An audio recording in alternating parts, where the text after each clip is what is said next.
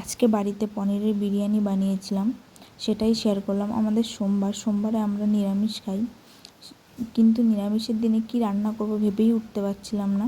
তাই ভাবলাম যে একটু পনিরের বিরিয়ানি বানিয়ে ফেলি। দেখুন কীভাবে আমি বানালাম। বিরিয়ানির প্রথম কাজ হলো চালটা ভিজিয়ে রাখা আর কেশরটা ভেজানো দুধে।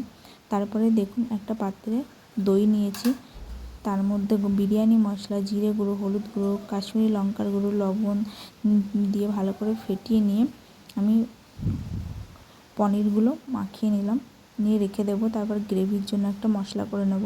কড়াইতে অল্প একটু তেল দিয়ে তার মধ্যে কুচিয়ে রাখা টমেটো, আদা, গোটা ধনে আর গোটা জিরে আর দিয়েছি কয়েকটা গোটা গোলমরিচ দিয়ে ভালো করে নেড়েছি। আমি কয়েকটা কাজু বাদামও দিয়েছিলাম, আপনারা চাইলে নাও দিতে পারেন। দেখুন আমি টমেটোর খোসাগুলো ফেলে দিয়েছি, দিয়ে একটা মিক্সিং জারে নিয়ে এটা ঠান্ডা করে তারপর পেস্ট করে নেব। এদিকে কড়াইতে জল দিয়ে লবণ হলুদ দিয়ে আমি বিরিয়ানির আলুগুলো সিদ্ধ করে নেব। আর হাঁড়িতে জল বসিয়ে দিয়েছি বিরিয়ানির চালের জন্য, ভাতের জন্য। হাঁড়ির মধ্যে আমি বিশেষ কিছু দিইনি, একটু পরিমাণ মতো লবণ, গোটা গরম মশলা আর তেজপাতা আর একটু সাদা তেল দিয়ে ভাতটা করে নেব। ভাতটা আমি 90% করে নিয়েছিলাম।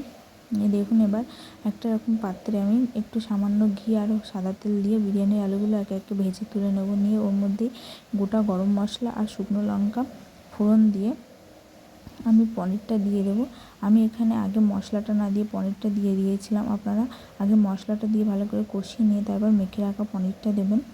দিয়ে ভালো করে পনিরটা আমি কষিয়ে নিয়েছি, নিয়ে ওর মধ্যে আলুগুলো দিয়ে দিয়েছি।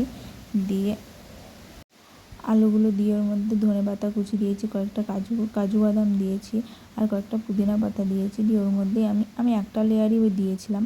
আপনারা চাইলে অন্য কোনো পাত্রে লেয়ার করতে পারেন। আমি একবারই দিয়েছি, বেশি লেয়ার করিনি।